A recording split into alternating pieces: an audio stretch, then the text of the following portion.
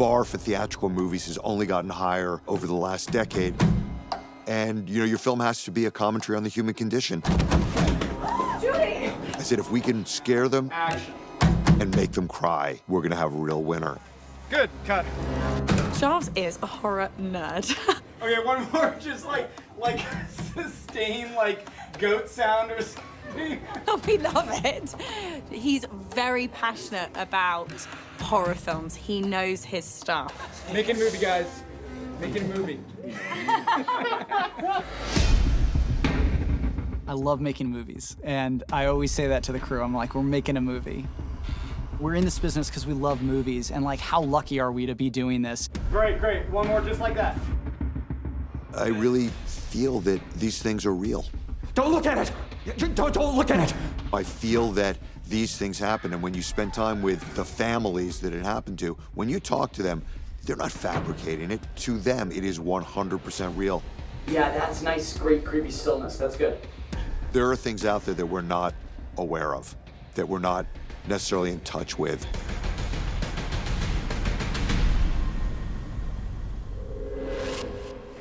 I was totally a skeptic. I was raised Catholic, but total skeptic that there's really this type of interaction until this movie. And it really was a two-part thing. So you guys were kind of like the Ghostbusters. We don't bust ghosts.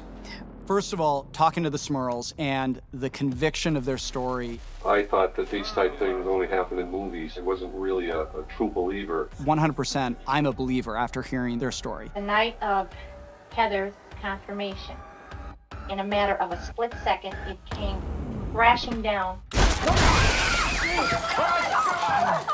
It's really interesting that the Smurl case is the one that we're using as the final story for The Last Rites, because the Smurl case is actually the very first story that I was familiar with in terms of the Warrens. It was a very important piece of the Warrens' legacy, and we felt that this story would be the perfect one to finish The Last Rites with. Oh, thank you so much for coming. We hear you're the experts.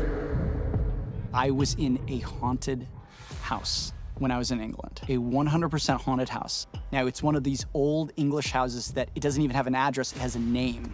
And it was in a very nice neighborhood, and usually I would be in a small place because, you know, it's just me, but I was bringing my family, I got 2 little kids, and so we got this place that was a little bigger than what we needed. The old vicars would stay there.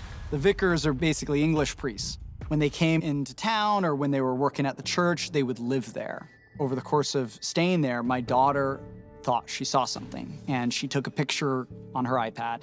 And I actually have the picture, but it's pretty dark and fuzzy, as you would imagine. And of course, being the skeptic that I was like, there's nothing in there. I don't see anything there. But she was like, can't you see it? There's someone, and it's standing there, and it looks like a priest.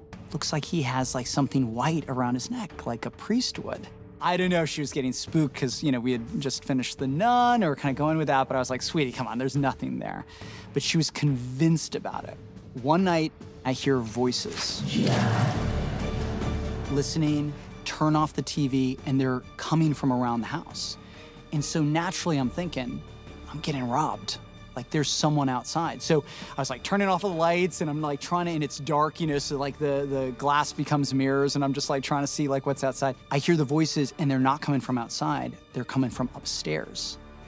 And I'm like, oh my God. I grab one of like the fireplace tools, and I'm like going up the stairs, and I'm like, if there's someone up there, I am running out of here. So I go upstairs, and I can hear the voices, and they're male voices.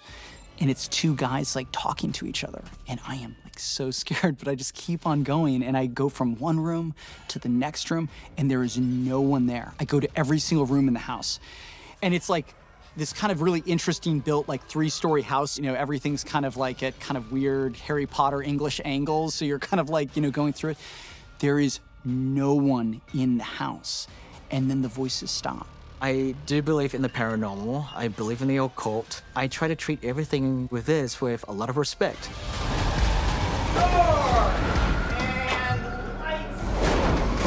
I loved Michael Chaves' short film. That was his basically audition to get La Llorona. Here's a guy that really knows how to craft scares. Imagine you're kind of doing that, but then in reverse. What he's really grown into is a consummate filmmaker who not just can handle the scares, but the fact that he could tap into the emotional content of these screenplays and add to the emotional content of these screenplays. And that's what's really special about him.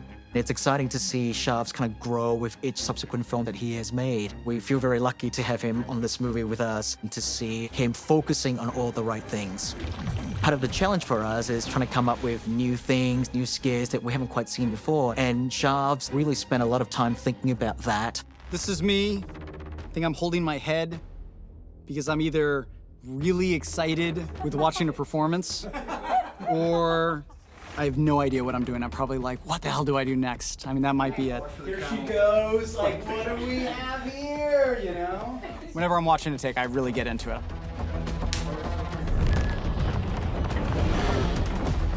This is our mirror, and this is a shot from the finale. There was a lot of discussion of how we get this mirror running through that hallway, chasing after the Warrens, and I pitched the idea of just putting it on a dolly. And so we just had it connected to this dolly, and we just rolled it through there, and we just kind of wiped out the dolly later. I thought it was a good way of doing it. It, of course, was super heavy because, you know, it's attached to the dolly, and it's not very maneuverable, but I think it gave the weight of the mirror. You wanted to feel like it was a freight train, you know, just kind of coming down at them. Originally, we were just gonna puppeteer it, which would have been faster, but wouldn't have had that kind of really solid feeling, and then Patrick wouldn't be able to fight against it, and it was a big to-do. It takes a lot to make a movie. I think right now, we all feel like we've done a lot. People still feel good about the franchise. We wanted to walk away on our own terms, whilst everyone's still wanting more of it. Eventually, there'll be a want to want to come back. We'll see when that will be.